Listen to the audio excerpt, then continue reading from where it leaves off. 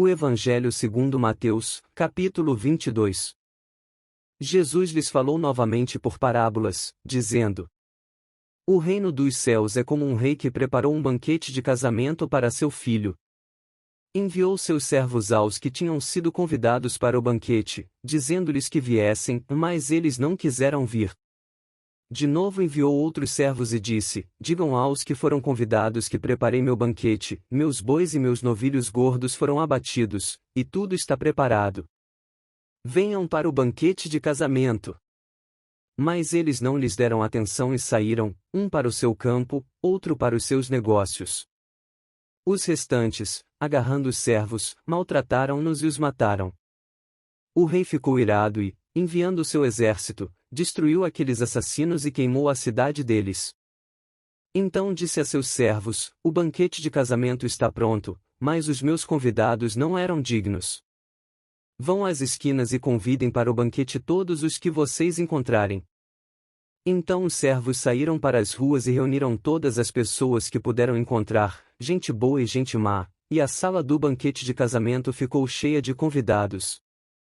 Mas quando o rei entrou para ver os convidados, notou ali um homem que não estava usando veste nupcial.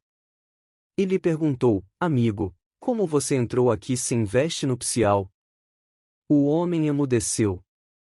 Então o rei disse aos que serviam: Amarrem-lhe as mãos e os pés, e lancem-no para fora, nas trevas, ali haverá choro e ranger de dentes.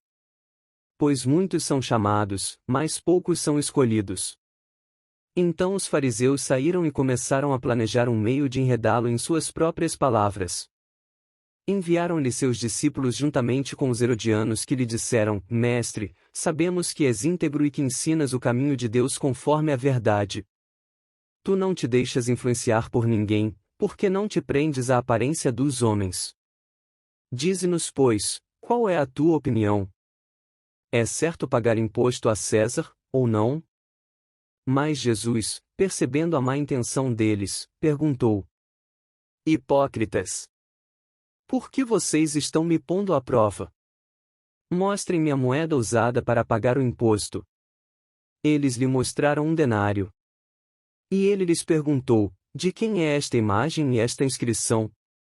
De César, responderam eles. E ele lhes disse: Então, deem a César o que é de César e a Deus o que é de Deus. Ao ouvirem isso, eles ficaram admirados, e deixando-o, retiraram-se. Naquele mesmo dia, os saduceus, que dizem que não há ressurreição, aproximaram-se dele com a seguinte questão: Mestre, Moisés disse que se um homem morrer sem deixar filhos, seu irmão deverá casar-se com a viúva e dar-lhe descendência. Entre nós havia 7 irmãos. O primeiro casou-se e morreu. Como não teve filhos, deixou a mulher para seu irmão. A mesma coisa aconteceu com o segundo, com o terceiro, até o 7º. Finalmente, depois de todos, morreu a mulher. Pois bem, na ressurreição, de qual dos 7 ela será esposa, visto que todos foram casados com ela? Jesus respondeu: Vocês estão enganados porque não conhecem as Escrituras nem o poder de Deus. Na ressurreição, as pessoas não se casam nem são dadas em casamento, mas são como os anjos no céu. E quanto à ressurreição dos mortos, vocês não leram o que Deus lhes disse: Eu sou o Deus de Abraão, o Deus de Isaque e o Deus de Jacó. Ele não é Deus de mortos, mas de vivos. Ouvindo isso, a multidão ficou admirada com o seu ensino.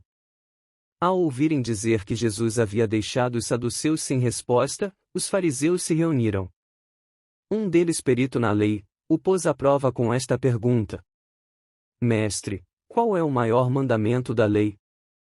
Respondeu Jesus: Ame o Senhor, o seu Deus de todo o seu coração, de toda a sua alma e de todo o seu entendimento. Este é o primeiro e maior mandamento. E o segundo é semelhante a ele: ame o seu próximo como a si mesmo. Destes 2 mandamentos dependem toda a lei e os profetas.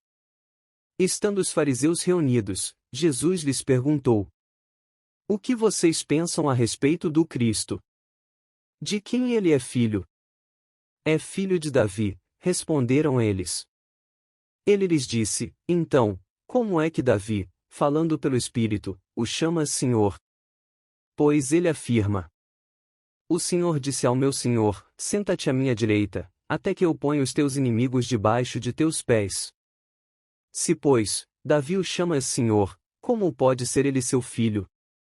Ninguém conseguia responder-lhe uma palavra, e daquele dia em diante, ninguém jamais se atreveu a lhe fazer perguntas.